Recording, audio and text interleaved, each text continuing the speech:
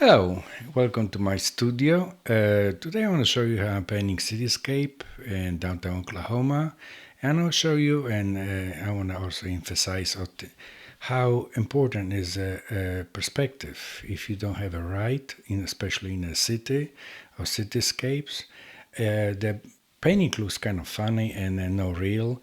So I want to show you how I've done this painting. Oh, it's right here. This kind of painting. And step by step how I did it. And so I want to invite you to my easel and see how painting was done.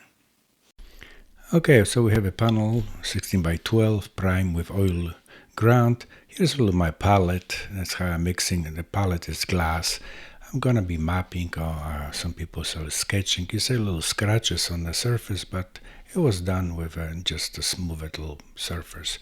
The camera is a little bit annoying, the jogging, because what I do is I'm preparing myself for how to recording when videos when I'll be painting outside. So I'm testing how to manage left hand holding camera and right hand just doing painting and thinking. Here I show you how important is the perspective. I messed up a little bit, so I have to fix it. Here was a focal point, so it's very important to keep it in a real. Otherwise, that would be really funny.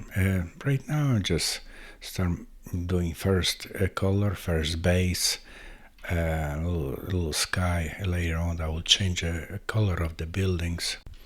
As I mentioned in my opening, I'm in a downtown Oklahoma, so there will be some tall buildings, and that creates certain problems with not only perspective there, but how to capture the tall buildings with streets, and somehow they show that the buildings are tall, and give this little life to the painting. As you can see on my palettes, I don't really keep according to the books and how people supposed to have a color sequence, but that's what I do, and nothing wrong with that. And if you do different, that's okay too.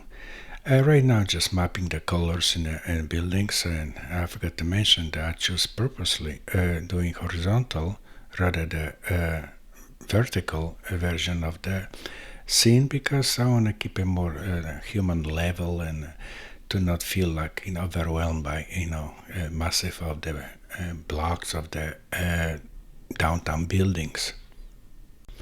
You can see that I'm simplify the buildings and details, not as much as you would think you should have it.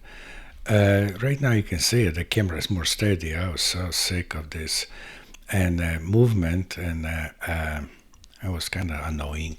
So I set up on a stative, and I want to see it I'll be working on it later to figure out how to shoot the movies from the videos from freehand. But meantime, back to the painting. I'm mixing palette knives with squeegees and brushes, and I like the texture in the paintings, and this is what I do. There's nothing wrong with working with the brushes only, but that's give me excitement and making paintings the way I do. And on those close-ups, and you can see it. That I'm really love that little squeegee. In the shot, you can even see it that the painting become like a little bit abstract because of simplified